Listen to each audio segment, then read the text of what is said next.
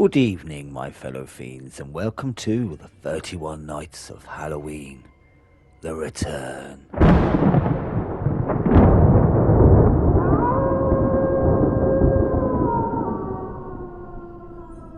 Tonight is the first part of a series dotted throughout the month where we take a look at horror-based light gun games dotted through the PlayStation's life.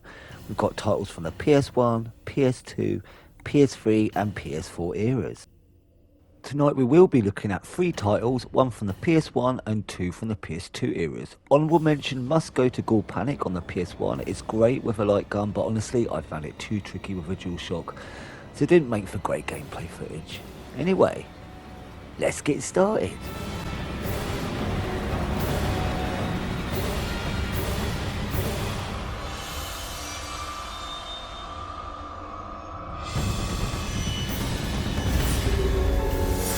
In 1998, a disaster struck the quiet Midwestern residents of Raccoon City.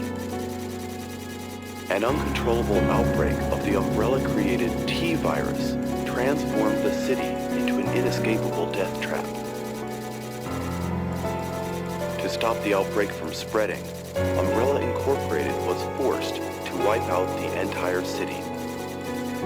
However, this was not the only location where an outbreak occurred.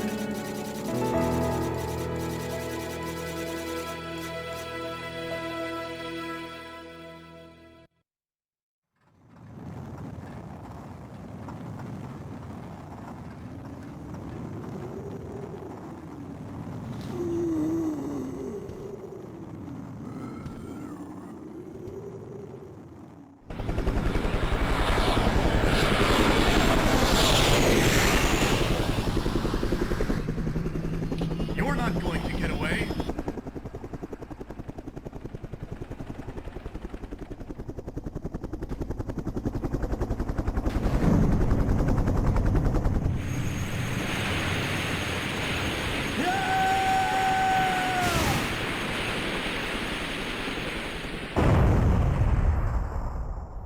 The first game we are taking a goosey gander at is Resident Evil Survivor, part of the Gun Survivor series, of which I think is 4, even though outside of Japan the Survivor part of the title was dropped, and one was even based on Dino Crisis, so you wouldn't have got that from the title. You look familiar, but...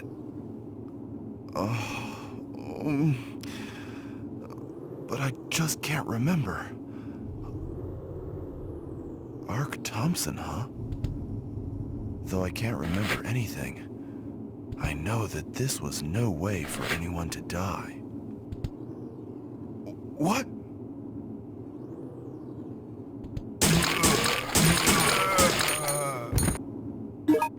You can almost think of this as a best hits of a typical early PS1 Resident Evil title. It covers a lot of the bases in half the time. Albeit in not as great shape, the length of the game is short enough that you can't even save your progress, only any guns you've unlocked.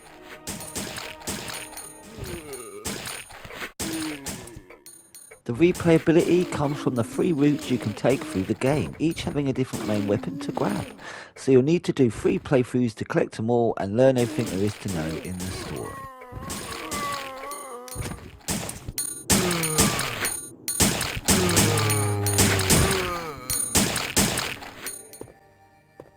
The voice acting is, as expected, awful, and I love that for it. You control a guy with amnesia, trying to piece together his past, and it seems he could actually be the big bad of the game.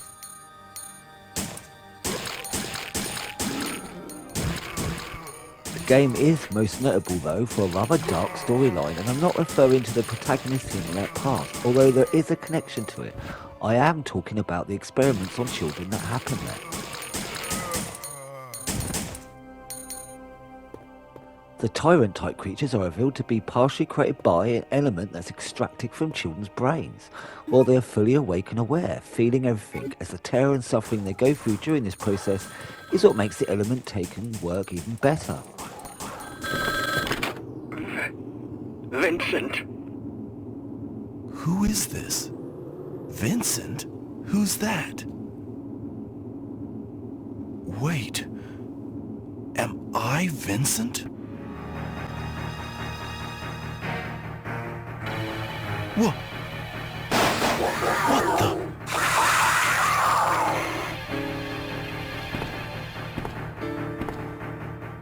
Vincent!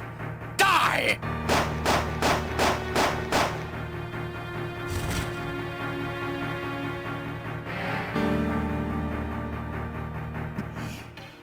I am Vincent. It was all my fault. Who are you? Wait. Please don't kill me. I didn't know anything about you then. Stop. It's actually kind of horrifying if you think about it, and I think probably the darkest Resident Evil has ever gone, which makes it all the funnier it's told quite badly through some of the best, worst script and voice acting in the entire series. Sorry Barry, your crown has been stolen. You're still and will always be my special favourite though.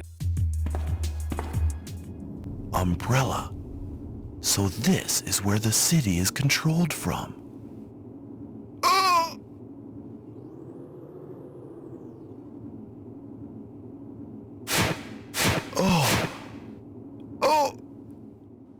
I'm afraid as with any PS1 or 2 game, I cannot use a gun and I don't have an old telly anymore, so I had to use a DualShock.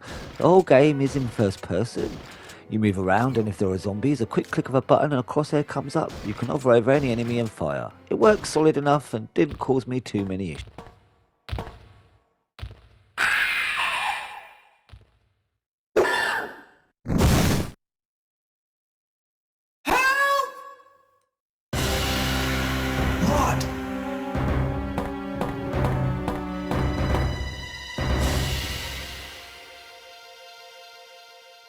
There aren't really any puzzles to speak of, it's mostly head this way, pick up a key and go back the way you came to the door you couldn't unlock. It does this a lot, and on the most part are the only barriers in the game.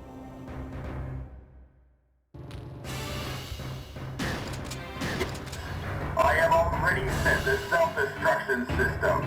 This island will be gone in a matter of minutes. Adios, Ark.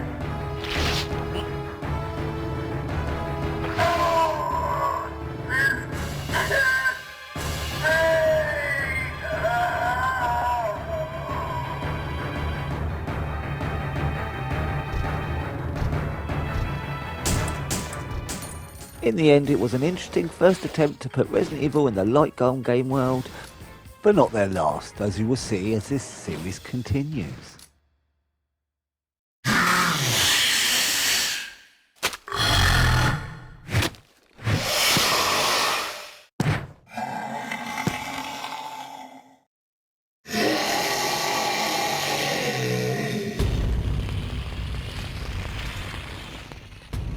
But after a few attempts, I doubt you'll go back for a while, especially if, like me, you can only play with a controller. But it's a laugh for a blast or two, and an admittedly brave attempt at something different in the early Resident Evil days.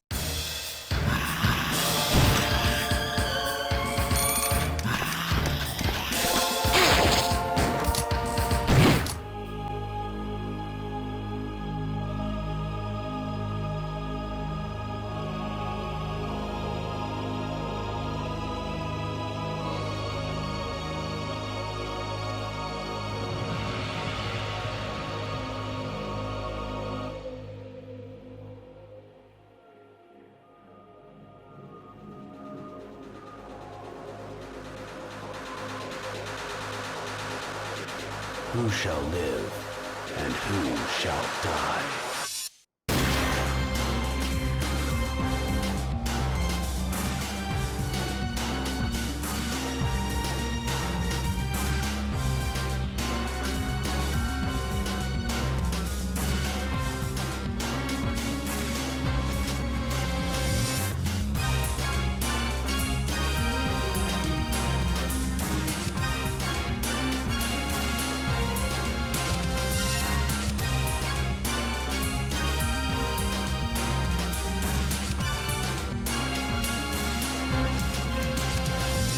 Vampire Knight. We're here at last. Yes. So of course the second game we are looking at tonight is Vampire Knights. There is unfortunately no House of the Dead 2 in this series, but this was made by the same team, and it definitely shows. The story is as bonkers as you'd hope, and the graphics range from not too shabby to actually rather pretty. Mission complete! I was right, wasn't I? Hey, maybe we should become partners. What do you say? Like House of the Dead and games of its ilk, this is an on-rails blastathon with multiple routes through most stages. The game length isn't the longest, but these multiple routes are quite fun to go back through and uncover. They're normally activated by shooting a certain enemy quick enough in certain sections.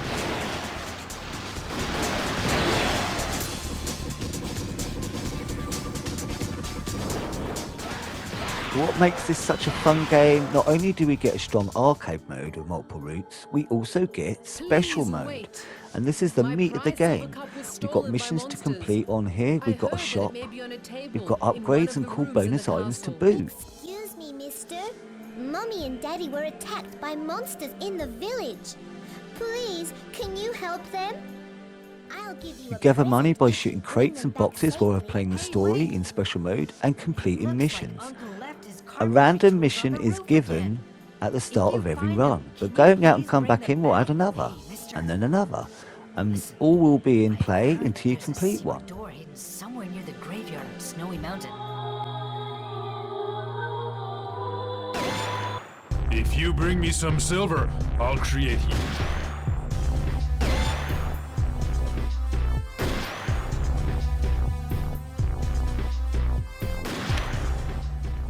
You can have buffs you've previously bought, some are one-time use and some are more permanent. There's everything from increased ammo to more lives or continues to gaining more money on every pickup.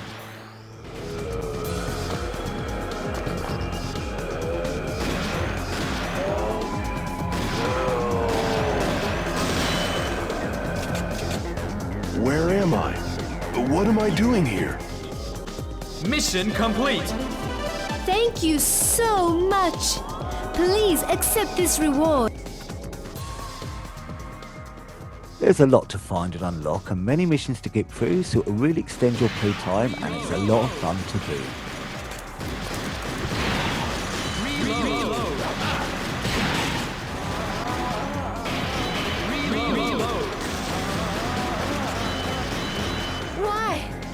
Why is this happening?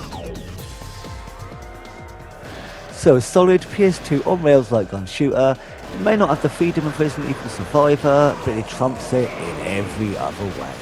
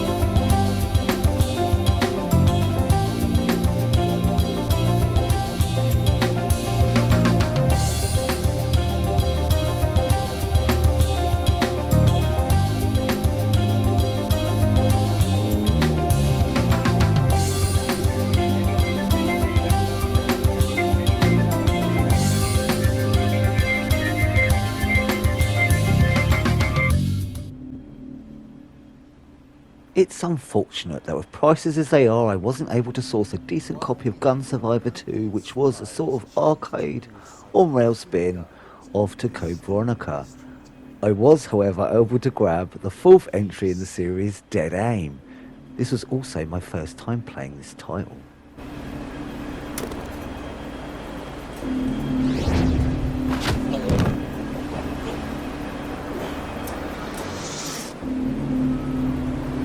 That cheap balloon you're wearing is going to your head. What do you plan to do with the T-virus? I'm afraid that's all the playtime we have for today.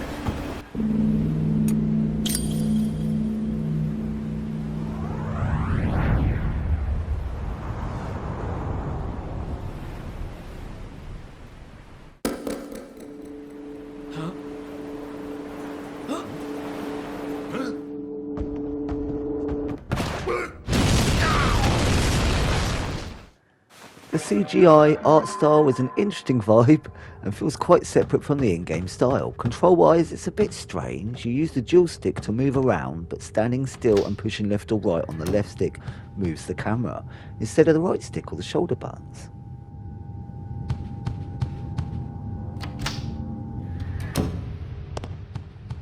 When a zombie appears, you press R1 to bring up your crosshair in first person, and weirdly, pressing R1 again shoots. The right stick lets you move the crosshair, and the left stick moves your character's view.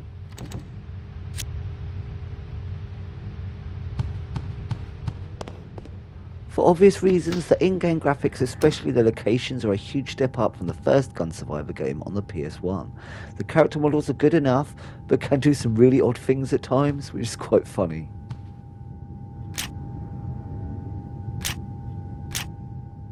The soundscape is rather great, from the chill music to the eerie cries in the sewers.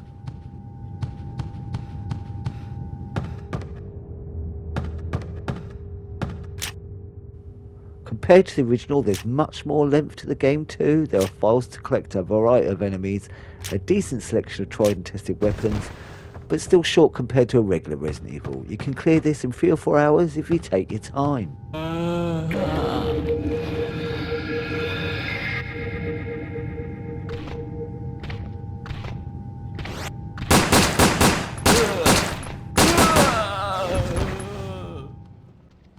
You begin on a ship which feels like an early version of the first slightly awesome Resident Evil Revelation game. It's actually quite nice looking, and I love the quietness at the start with just bodies scattered everywhere, some even hanging in rooms before they all start to awaken. Retrieve the virus from the Morpheus.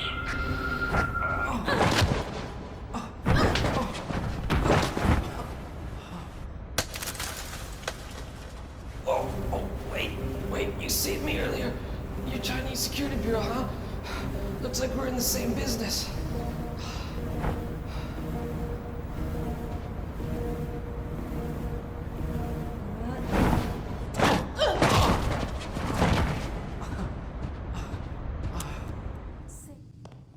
But what's interesting is the game actually goes beyond the ship to an island after. I was quite excited seeing the land come up, only to play through what was basically a sewer stage, followed by samey corridors for a while.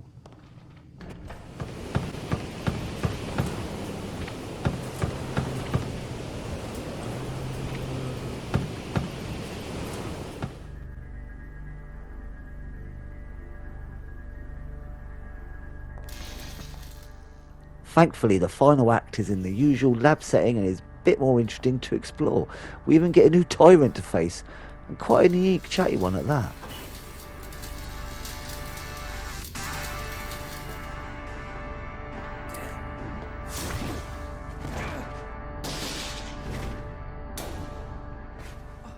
There's actually a bit of a story with a fair few cutscenes with some very dodgy voice acting. The main characters come off as Budget, Leon and Ada, apart from the dialogue, and you do jump back and forth controlling them as you're continuing through the game, which gives a little bit of variety.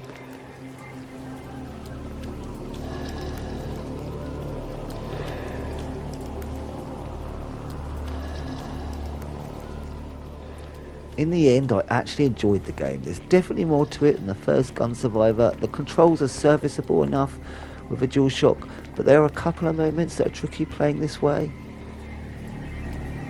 I'll distract the monster while you run after Morpheus. Got it. Alright, monster. It's payback time. Replayability wise, there are different difficulties that change the game up enough, including giving you different starting weapons and place weapon pickups in different places. Also, getting an A or S will unlock certain unlimited guns for your next playthrough. Also, completing the game lets you play as a female character during the main story moments on subsequent playthroughs.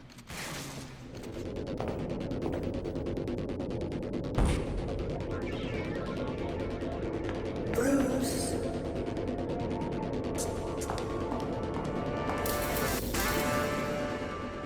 Of the 3 games mentioned in today's episode, I think I enjoyed Vampire Knight the most. I really enjoyed Special Mode, finding it quite addictive, completing each run, getting money to spend in the shop and completing missions. A great extra mode to the main arcade game.